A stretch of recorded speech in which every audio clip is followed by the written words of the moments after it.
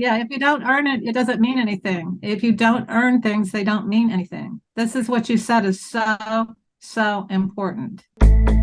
Don't Hide the Scars, a weekly podcast focused on addiction and recovery. Created by the nonprofit PAIN, Parents and Addicts in Need, and founded by Flint Anderson. Welcoming to Don't Hide the Scars, Dr. Donna Marks. She's the author of Exit the Maze, One Addiction, One Cause, One Cure. Thanks for joining founder of PAIN, Flint Anderson, and myself, Jason LaChance, on the podcast. Good morning, Donna. Good morning. How are you today? We're all good, I think. We'll see how the day progresses. We all woke up sober, so we're good. There you go. Yeah, there's no greater feeling than remembering what it was like waking up hungover or late and having missed an important appointment, or why did I waste that money, or all those other very negative feelings. And when you can wake up with even beyond just basic, sobriety, but when you get to that point where you wake up feeling peaceful, it's so glorious. Yeah, it is. I always go back to that. Even though my sleep patterns had definitely not returned, I remember that one day in treatment back in '01, where I was probably, 3.5 weeks into my stay. And I woke up one morning and I went, wow, that's what it's like to sleep. I hadn't done it in 20 years. Yes. Because those sleep patterns just disappear. Yes. Just about everybody I work with or people that I talk to, they say they're waking up in the middle of the night or they're not sleeping well. Most people are waking up around 2 or 3 o'clock in the morning. And, you could assign that to some type of spiritual thing. But what I try to help people to understand is, it's not that big of a deal. You're not going to die from lack of sleep. Right. The worst case scenario after a couple nights is you're going to be so tired by the third night, nothing will wake you up. Sleep, right? And, I always say you can sleep when you're dead. So it's a perfect time to problem solve. It's a perfect time to catch up on your reading. Even I do some of my best writing in the middle of the night because those thoughts are, firing off, and I get them down, and, just not fighting it, because otherwise you're going to listen to your mind go, I got to get my sleep. And then you're going to get more and more wound up and more frustrated. And you could have turned a really fun evening into a disaster. So it's so much better to just kind of roll with it and let let things just take their natural course, whatever that is, even when it feels unnatural. Yeah, I agree. Well, that's the addict's mind, right? Let's make it the worst case scenario possible. Absolutely. Right. Yeah. How can I turn this minor thing into a catastrophe? Right. Yeah. It's our MO. Come on. It's what we do. So it's the title of the book is bold in the sense, Exit the Maze, One Addiction, One Cause, One Cure. You in recovery yourself. How did you start to really take a look at it as one addiction? Because, I say to Flint, look, the book is really good the way Donna lays it out here. One addiction, it's kind of, so it's definitely catching. But you phrase it in a great way, backed with research and your personal history and the work you've done. Thank you. I just want to comment that book was picked up by a publisher, and we changed the title. We revised the original copy, which you have the title of there, and we changed it to Exit the Maze, One Addiction, One Cause, One Solution. Because as you know, an addict hears the word cure and they think that means that they can continue doing the behavior that they gave up. And no way, because once your brain has become adapted and changed forever from an addiction, you can't ever do it again. What I mean by that word cure or solution is that when you can get to the point that you don't want to be addicted to anything, and you won't even think about it, as a matter of fact, because you're too fulfilled, and you are going to enjoy life so much that it's just not going to be focusing on all those kinds of things that it did before. Right. Yeah. Right. Why narrow it down to one addiction? And of course, because what I found out, and from my own personal recovery and what I've seen and the thousands of people that I've worked with, is that if I go into treatment for substance abuse, I get out and then I transfer over to sick love relationships, sick sex and love relationships. When I quit smoking, I started extreme exercise, and it just kept going round and round in circles. And I was saying, wait a minute, I went to treatment. I got the sponsor. I did the steps. I'm working with others. I've read the book over and over. I'm going to meetings and I'm not feeling right. Something's still not right inside of me. And so what I call that invisible hole, just because I gave up something and even somewhat replaced it with a program, it wasn't enough to really deal with number one, what caused that invisible hole. And then that's not enough either. Even the trauma work isn't enough. I have to learn how to fill that invisible hole with other things. Mm-hmm. That's why I say there's one addiction. I'll just keep moving around. And it's even worse now, with when I first got sober in 1986, before I realized I had a bunch of addictions, this wasn't around. This is a biggie now, technology. And then, of course, pornography is really off the rails. Like, I think one of my research things is like 76,000 hits a minute or every 10 seconds or some outrageous thing. So we're really, I'm not judging. I'm just saying that, as long as we're doing those kinds of things, we're not going to get that sense of peace that helps us sleep better at night. You're speaking my language as someone that, my trauma, which I see as my gateway, and growing up in a home of addiction similar to yourself, was sexual trauma. And I was about 6 years old, exposed to pornography. And of course, growing up around the day and age, you had to find somebody's dad's stuff, or, it wasn't out there readily available with just a simple Google search. It was the thing that took me the longest to recognize that was leaving the biggest hole in my heart. I definitely was the guy that cycled through relationships a max of 2 years and had somebody lined up. So it's a huge thing, a concern. I spoke at a high school to 2 classes, primarily female, last week. And, this was some of the topics that they wanted to talk about after I shared my story shortly. It was, okay, tell me more about the sex and love addiction, pornography, technology addiction, etc. It's a very hot topic. And I work with a lot of younger men and women, but it's harder for men to stop this. And almost always what happened, it was like you said, with a different generation, you weren't really looking for that type of stimulus. And it wasn't so easy to find. You had to sneak into somebody's closet and find their magazines. And you were also most likely a teenager, and there was those natural arousals that were coming up. So it was almost normal. I mean, it was normal, right. Let's just face it, it was normal. But what's happening now is these very young children are getting imprinted on these sexual pictures, which makes the opposite sex or the same sex, whatever your sexual preferences is. I don't want to get into all that, but it makes it like a brand in your brain. And so it's associated object orgasm, and it becomes highly addictive. And then trying to learn, you combine that with a lack of a secure attachment with another human being in childhood, and trying to learn how to have a healthy attachment with a human being, not an object, is quite the challenge later on in life. And kudos to you for facing that and addressing it and working on that. It takes, it's one thing to quit using drugs and alcohol, but when you quit using people and learn how to navigate your way into a healthy relationship, that is really going through the swamps. I don't want to snort anyone, and I don't want to be snorted. That's the easiest way to put it. But I mean, you see it in abundance with the younger people that you work with. Yeah, there's a couple things on that, Donna.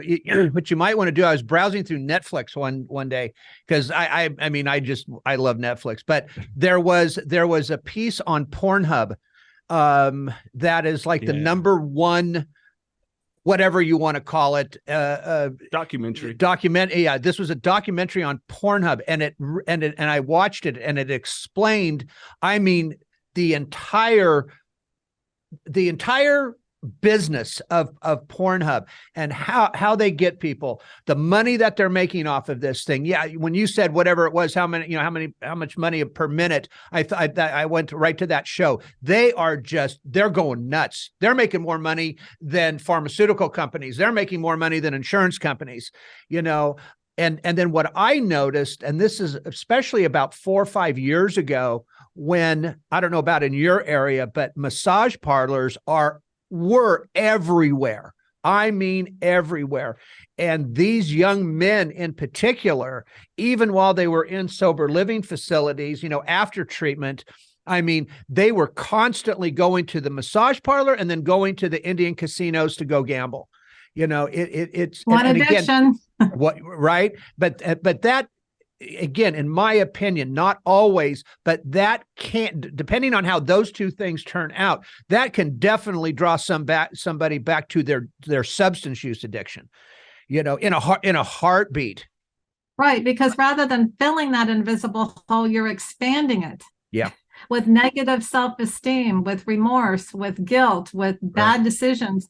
And so eventually you keep doing those kinds of things, you're going to run into the kinds of people that you can share your drug using experiences with. And Exactly. Or you're going to feel so bad about yourself. You're going to say, I've been sober for X number of years or whatever. What's the point?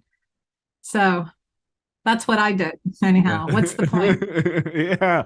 Yeah. How do we break what's the point? I mean, in your perspective, your research and all the work you've done. Well, what I learned through my own relapse is that, I was blaming, I did everything and how come I'm not better? And, when I relapsed on my last night and I'm railing at God, I don't get this, I did this and this and that, and I don't understand, why you don't love me. And it came very clear to me, it's not me that doesn't love you. You don't love yourself. Mm-hmm. And whoa, did that hit me? Yeah. I mean, what does that mean? What does that mean? What does that mean? Yeah. What does that is a hard thing. What does that mean? How do we get someone to that point of loving themselves? I mean, that's the $1 million question. And I think it always will be, to be honest with you. Obviously, I mean, we could talk about all the, the standard stuff, the guilt, the shame, everything else that we've all had and experienced, while we've been in not only the guilt and shame while we were using, but the guilt and shame afterwards, now that we've got a clear head, right? And we're thinking about all those things that we did. I mean, I don't want to sit here and just say it's a crapshoot, but hell, it just might be because I don't think I'm ever going to be able to clear myself of all the bullshit that I did for those 20 years. I can make amends. I can do those things, but it's still within my soul that I have to wrestle with, not a lot of them anymore. Okay. But there's still a couple of things there that maybe I did, I did something illegal, which I did. But now I have to wrestle with that a little bit. And that's not a fun wrestling match, and for somebody that doesn't have a lot of time under their belt, geez, I mean, that's a huge wrestling match at that point. Well, the program does tell us, we won't regret the past or turn our back on it, and we can use it to be useful to other people. So I think that's a piece of it. But we do have to face the pain. And I got married when I was 16 the first time. That was another one of my addictions, getting married, trying to have the perfect family. This time I'll get it right, Right. But I was first of all, I was totally traumatized. I had been suffering all kinds of abuse, and I even though I was like, on the one hand, like really level-headed and knew what I wanted to do with my life, I was so traumatized. On the other hand, I just wanted to get out of the house. So I got pregnant, got married, and got out of the house and started my own dysfunctional family. And I had no parenting skills, and I was hormonal, and it was a mess. I was I was a horrible mother. And, that's hard to live with. That's hard to live with. But what I can do is talk about that now. I have to forgive myself. I'm not useful if I hold in that shame and guilt. Right. And I have to forgive myself and be willing to do whatever it takes with that child to heal. It takes two, it can't be just one person doing that. It takes a parent and a child to do the healing. I can heal myself and that person can heal themselves, but for our relationship to heal, it takes two. So that's one part of it. But the other part is to learn how to replace every kind of negative thought or negative behavior with something loving. what I talk about here is we have to face the pain, whether it's our trauma that was done to us or the trauma that we inflicted on others. We have to face it. Then we have to do the healing around that.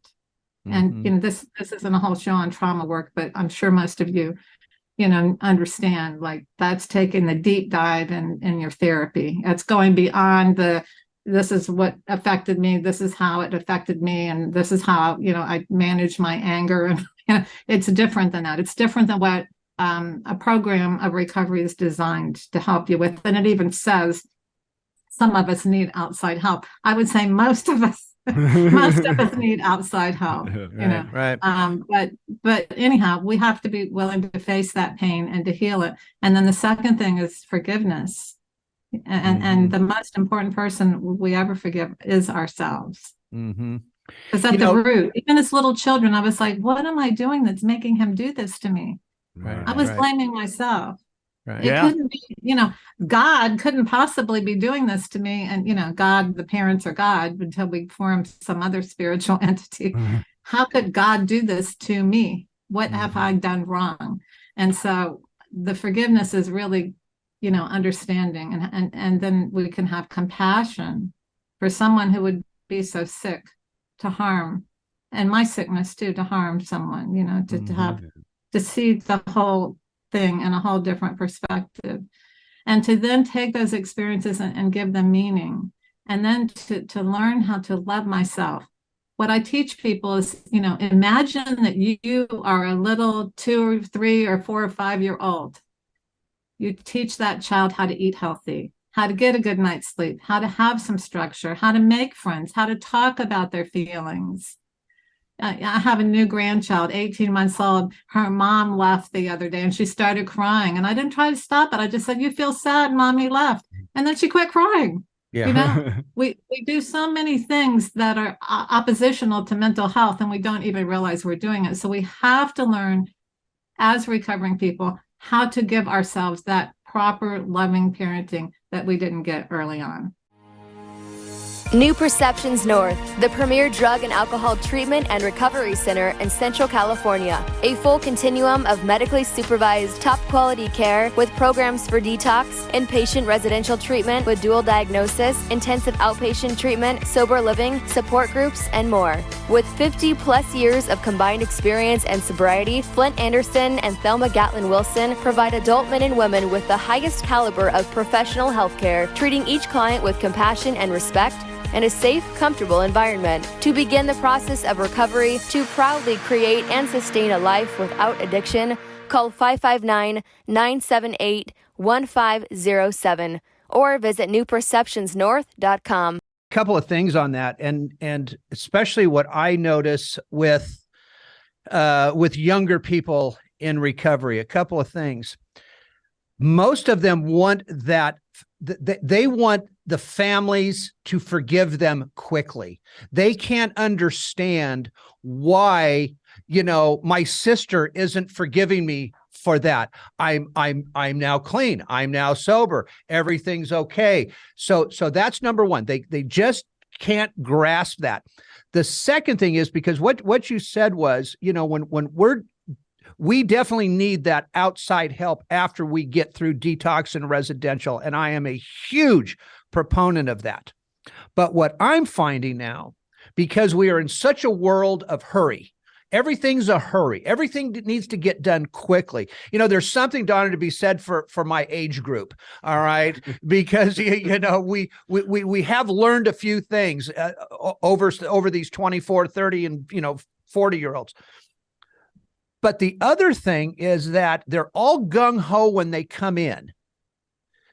Most of them, they're pretty much gung-ho when they come in. But now we need to talk about the outpatient side. We need to talk about the therapeutic side, the psychological piece to this. And no, I can't do PHP. I can't go there 5 days a week for 4 hours a day because I've got my job and I just have to, and I have to get back because I miss everybody. Blah blah blah blah blah. Yeah. And even the people that their insurance is going ahead and paying for the outpatient, their job is giving them the time off after the 30 days or however long they stay. They still want to speed up this process. And we're sitting there going, look, we can't force anybody into anything, but I'm here to tell you, lady, guy, whatever it is, this is, chances are you're going to be right back here at some point if you don't start taking care of yourself and learning how to do this. And it's going to take time. The word time doesn't, and I own a treatment center as well, Donna. So that word time is like it's gone. It's just gone. Nobody wants to take the time to do it. So I don't know even how we get around that piece anymore. Well, we have to help young people to understand that they are treating their lives as if they're cars. And all I just need to do is pull in the gas station and fill her up. Yeah. And so, recovery, if you do that, you're going to run out of gas. You got to fill up constantly. And there's like, recovery isn't about, a checklist and then you're done. Like, it's a lifelong process. And we also have to teach them to, this is what I'm seeing. I don't know what's going on in California. What I'm seeing in meetings with the young people, maybe 1 in 50 is different, but generally they come into the meetings and they, I'll just talk about recovery meetings. I'm not naming any type of recovery meeting. And they have their phones. They're on the phone the whole time. They don't make any kind of 50-cent dollar contribution. And when they share, it's everything's great and wonderful, and I'm so happy to be here, kind of thing. And then some of them are sleeping. There's just a lack of real understanding. And I think, part of this is, for people who are helping them to understand, like, it's not fast. And it's also about, if you want to go faster, keep working more on yourself. And and this is where you can use like technology in a way to help them, like, oh, here's an app on how to calm yourself.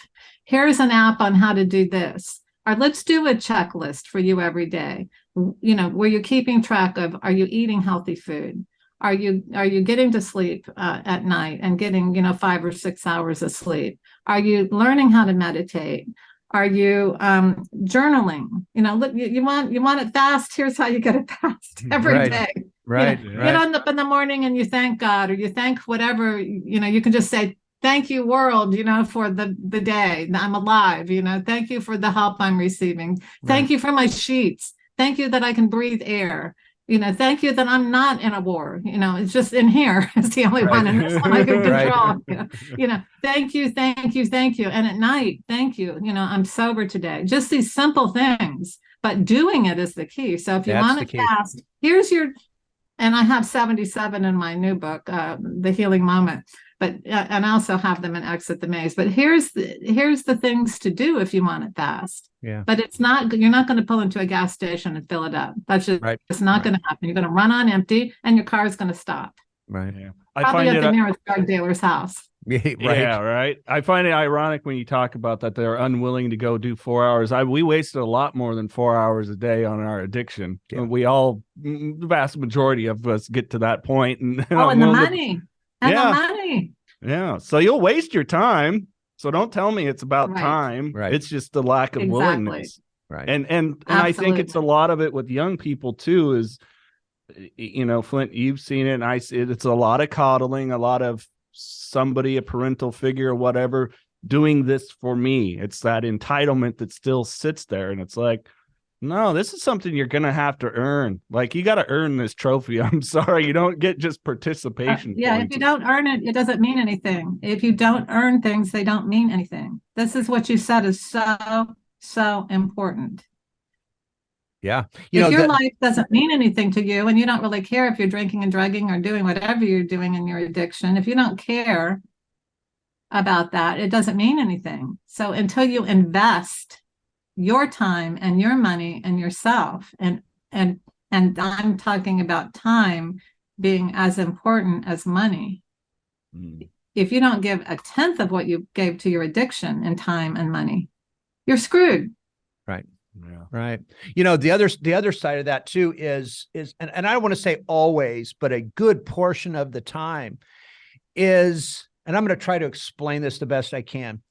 The parents in particular, the parents are, and we'll just use the person that needs to go back to work, for example. Well, you know, my son is just one of those guys. Okay. You know, he's going to have to get back to work. All right. Because, you know, if he doesn't, you know, blah, blah, blah. But, and so the parents are validating what their addict child is telling us, instead of the parent understanding, look, we've been here before. We know what we're talking about. We're just not saying this because we want to keep somebody here, right? It's Don. I tell everybody, I don't want to grow old with any of them. I want them to get it. I want them to be able to move on, enjoy their life, have a great life, even though there's going to be plenty of ups and downs. This isn't about keeping people in treatment. This is about learning from the people that have been there before you. Mm-hmm. And so when the parent doesn't do it and the person in recovery or starting their recovery doesn't listen, man, I'm telling you, their chances are slim and none. Oh, that's for sure. Because can you imagine? I mean, I have a concierge practice here in Palm Beach. So I work with the rich and famous. There you go. My practice has evolved into that over the years, and they'll come in. You know, my child is mentally ill, and I start asking questions. I said, "No, your child's addicted." Yeah, right. And, you know, and it's like, but let's not worry about your child. Let's change your behavior. And guess what? Your child will get well. Oh, you don't understand. Every time we've tried to, you know, set limits and boundaries, they go really crazy. And I say, but you don't understand. You have taught them to do that. Yep. And the minute you teach yourself to stop doing that behavior, your kid's going to get better. Right. And, you know, very few people will hear that.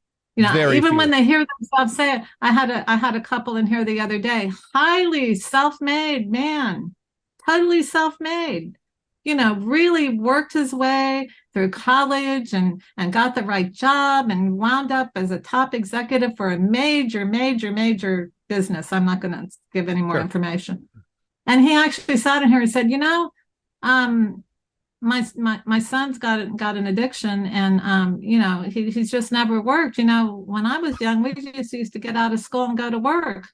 Well, why isn't he working? Right. Because he doesn't have to work. Right. Yeah. Right. You haven't told him to get his ass up and get a job. But what if he goes homeless or you know, gets hurt or whatever? I said, well, he is homeless. He already is. Yeah. Except you're paying for his home. Right. And, you know, can you, and I'll say this, sometimes this will ring a chord. Can you imagine? Do you remember what it was like on your first job interview? Yes. How did that feel? I was nervous. Can you imagine doing that for the first time in your late 30s or 40s? Right. Can you imagine? You're paralyzed. You can't. Yeah. You can't. So these people need to be in treatment until they can learn how to go on a job interview, accept the responsibility, even if it's working as a grocery clerk, and, you know, rehabilitate themselves so that they can be independent. Yeah. No question. But I'm sorry, but you said one thing there in that statement. You said they need to be in treatment until, right?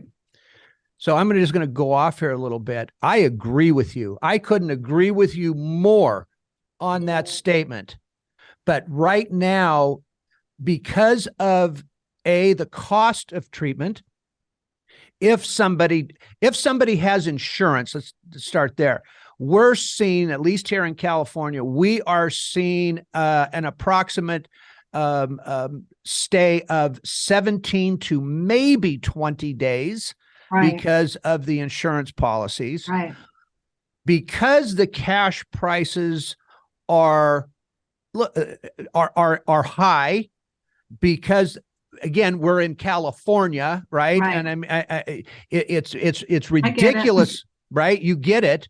You know, then the age-old question comes in: how do we keep these people in treatment in order for them to get the true help that they need in order to be successful, or at minimum to remain clean and sober for the rest of their lives? That's the $1 million question. Right. Well, treatment doesn't necessarily have to be residential treatment. I got it. Facility. Treatment can be that they work with an agency that is not for profit after they leave primary treatment. Treatment can be sober housing. Treatment could be therapy with the family, and total family therapy, not just, occasional. And so, and treatment could be, we're going to help you this much for 3 months, and then this much contingent on you doing these things, and then this much for another 3 months. It can be like a weaning off of the parental payroll as the person rehabilitates himself little by little. I mean, treatment doesn't necessarily have to be what we think of as treatment, right? Like living somewhere. It can be different things. Yeah. No, here we have a place called Fern House. Most of the people in there have been homeless. Some of them have been very wealthy. They got arrested, go to jail or go to Fern House was the option. And so, but most of them have been homeless and on the streets for a long time. And they have to earn their way. They have to, they get a 2-week reprieve, and then they're off to the job interviews. And they have to pay a small amount. They have to help cook. They have to keep their room clean. They have chores. It's reparenting stuff. And they can stay as long as they, up to a year, so that they get a really strong foundation.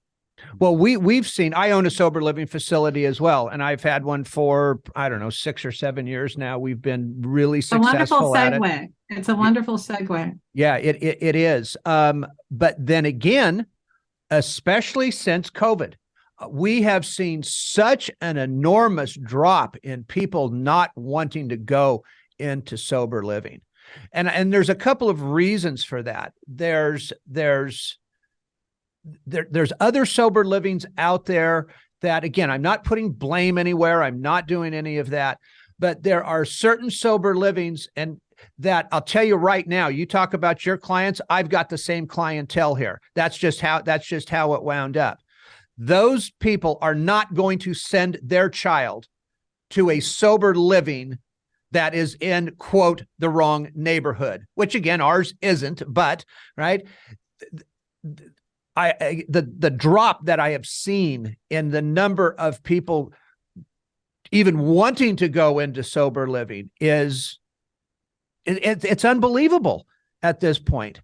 And so, I mean, we can get somebody to get into therapy for a while, but again, if you don't have that support of that family and everybody else, it's just going to blow up all to hell. And, or the support of the treatment center. I recently sent somebody to treatment for sex addiction and crack, and from a very wealthy family. And I said, I want to be sure that he has a program for both by the time he gets out of here.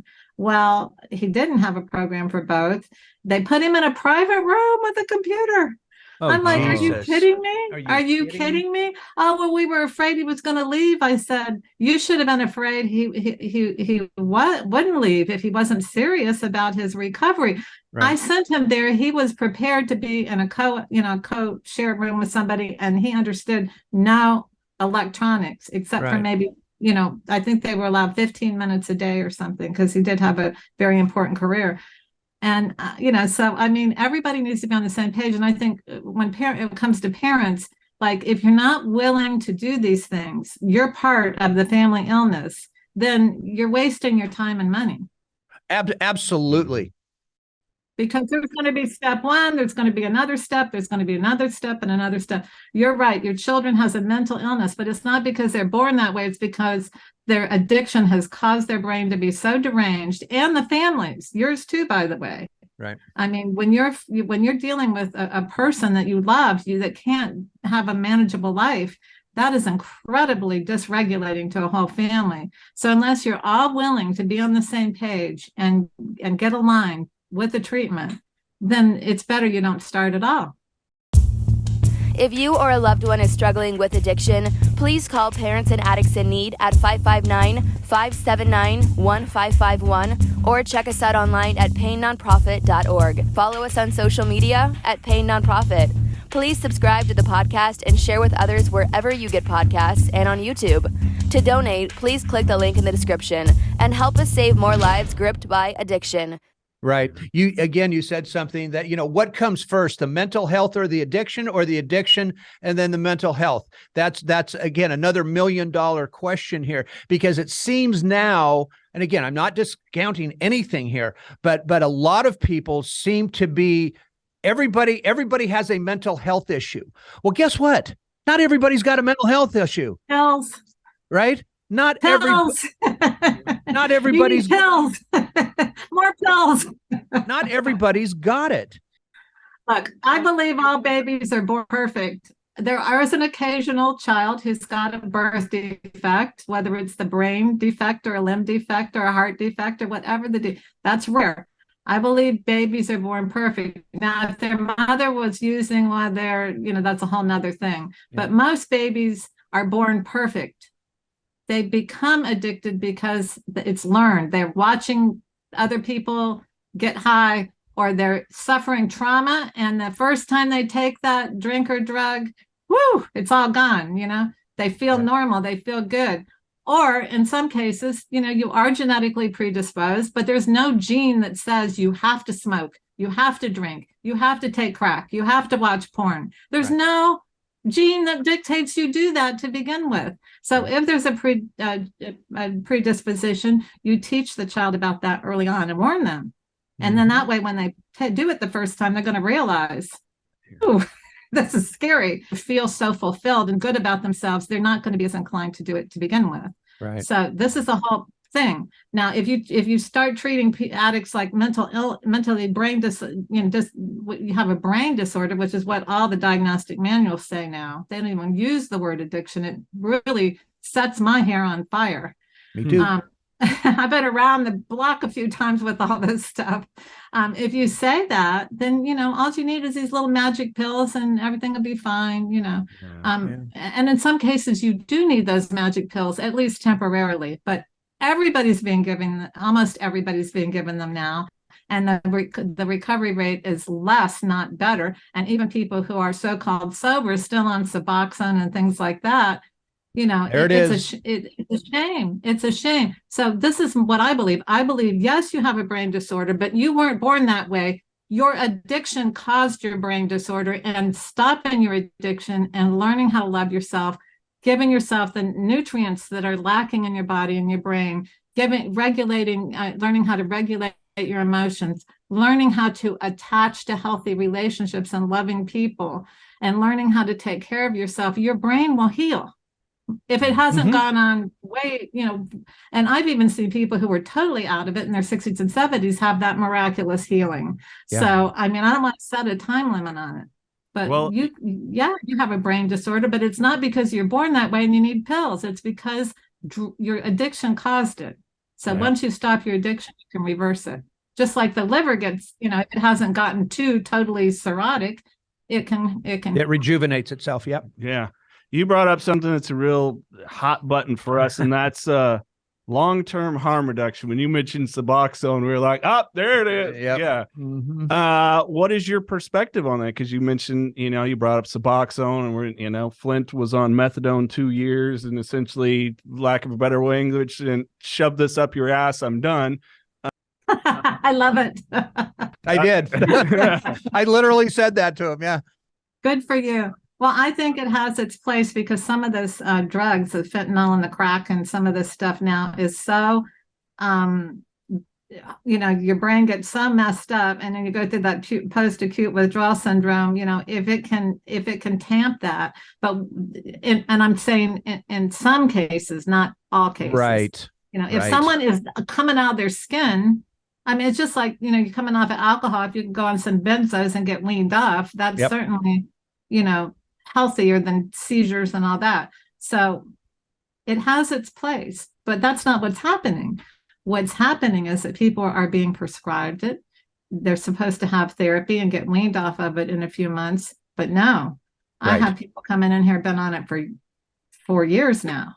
Right. They're not all there. Their judgment is their frontal lobe is not working correctly. Right. And they're still addicts. They may be functioning more highly functioning, but they're thinking and reasoning and the important factors of their life, like relationships, which is so important. If you can't love and be loved, you're not, you're missing it. You're missing it. That's why we're here. No, I mean, again, this is a what I call the bandwagon issue right now. Everybody is on it. Let's keep them on Suboxone. Let's keep them on methadone. Let's make sure that they've got clean needles. Let's make sure that we've given them fentanyl test strips. By the way, the big one is out here, and I can't remember exactly the order, but try smoking or snorting instead of ingesting. That was another comment by some idiot organization. Yeah, a politician. Now on a short-term basis, again, I think that it's fine. What that short-term is kind of different for everybody. But again, in my treatment center, we try getting them off somewhere within that 10 days to 3 week period. And that's a good, safe time frame to get somebody off of it.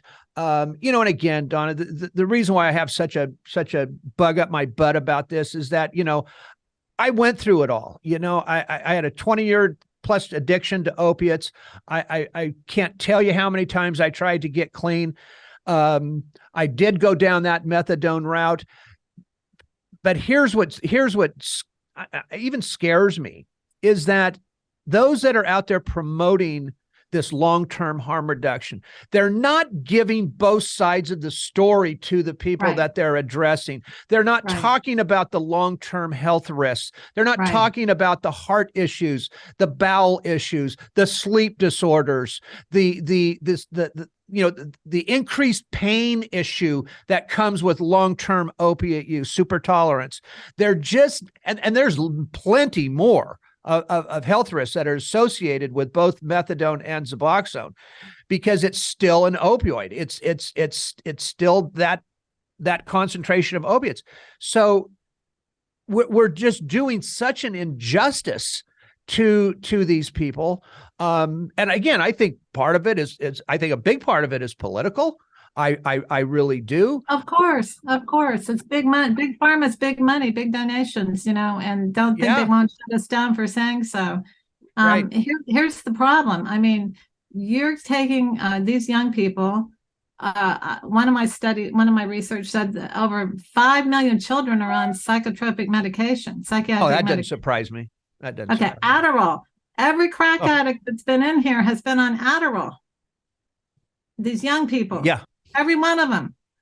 I'm doing my research. Does Adderall lead to addiction later on? I had to go through 5 pages of no, it doesn't. Here's this study. Then you start digging. Who did the study? Oh, university. Who funded the study? Oh, big pharma. Yeah. Right. And then you finally find out, 10 pages later that, by the way, there is a correlation. There is a correlation between children that have been on Adderall and being addicted later. Yeah. I walked into a school one time. I was speaking to their SART group, their family group, and their administrators. And my first, I didn't even start out. I started out by asking a question. I said, "How many here have their medical degree?" And they're like, "What?" And I said, "How many here have their medical degree?"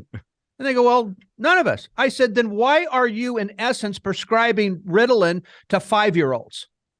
I said, "Who gives you that right to tell a parent, because this little boy," by the way, little boys are more apt to go a little nuttier than girls at that age, right?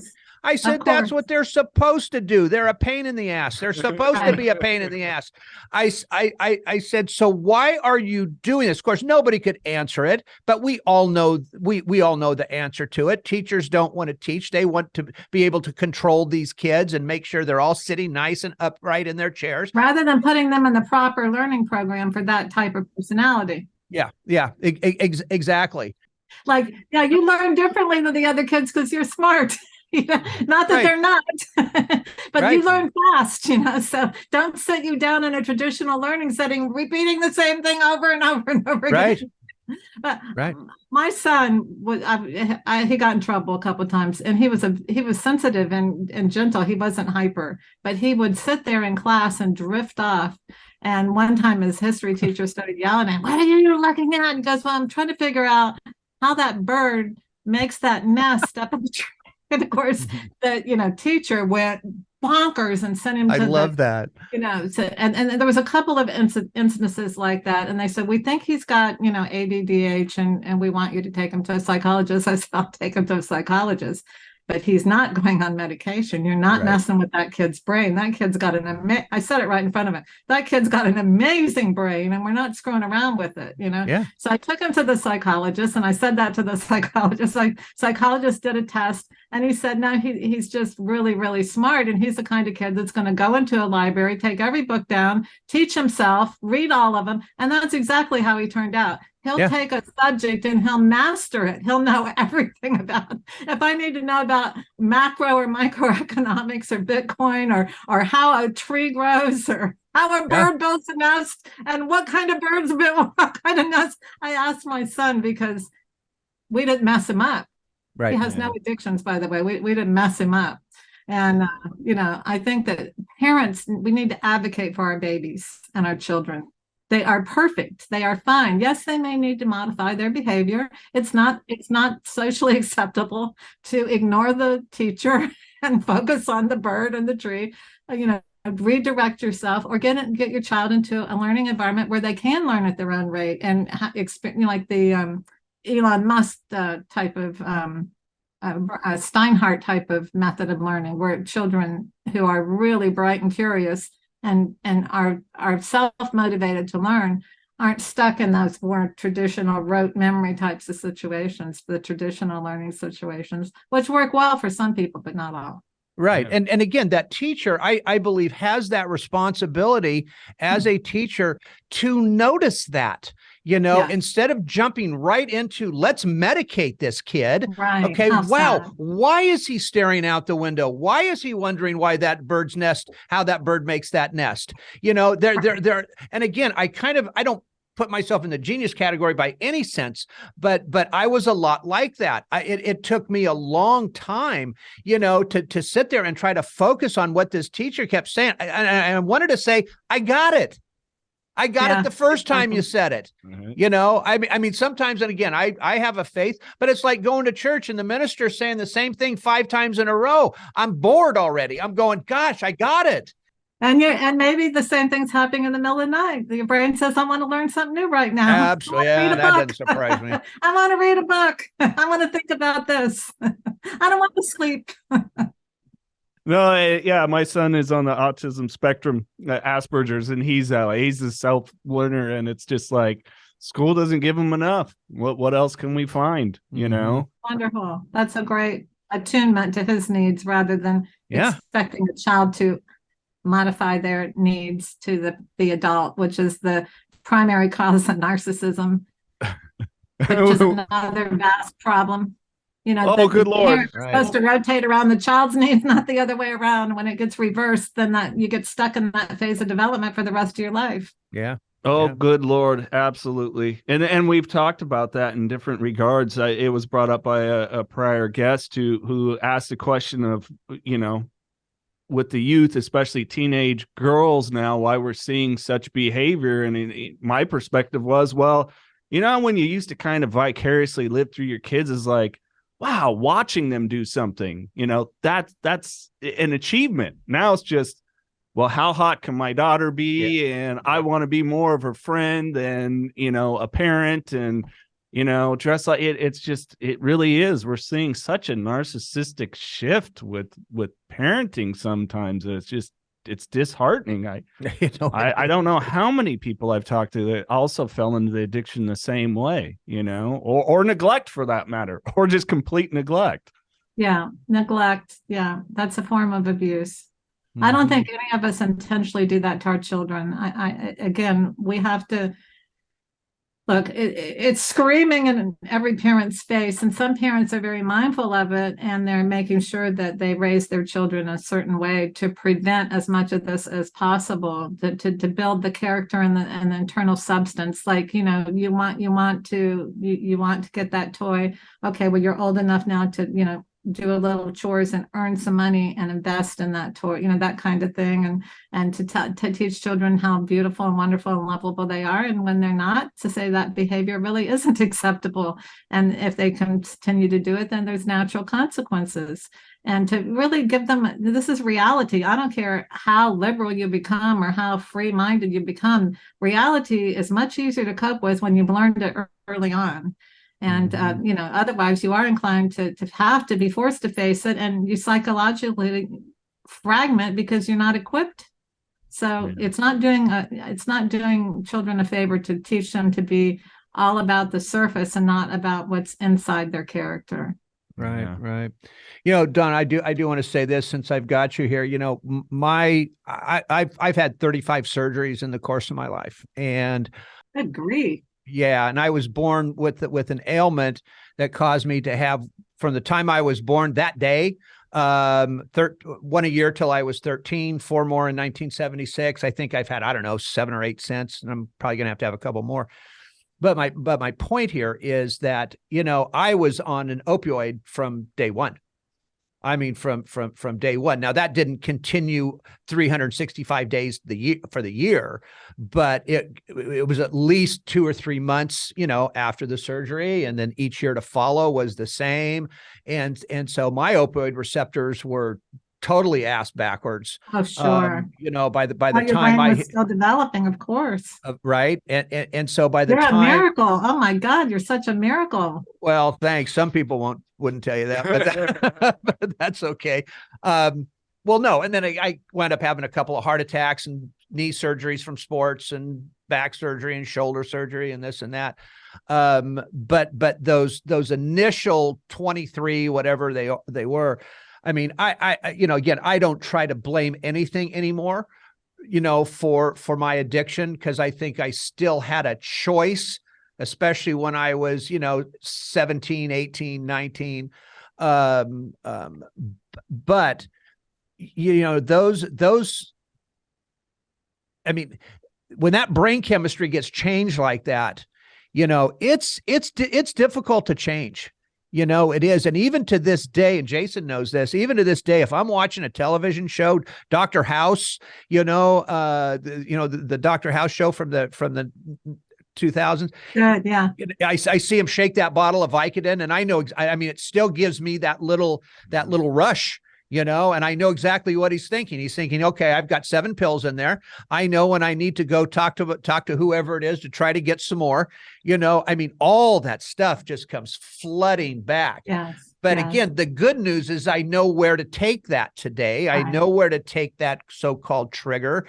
And that's why I wish I could just, do the I Dream a Genie move and forward everybody up to at least 60, to where they get it. Because I look at all these young people coming up and I'm going, my God, I don't know how many are actually going to be able to do this. I really do. And it's pretty frightening. And especially, I think your message is so powerful. If you can do it, they can do it. Right. If you can do it, they can do it. Yeah.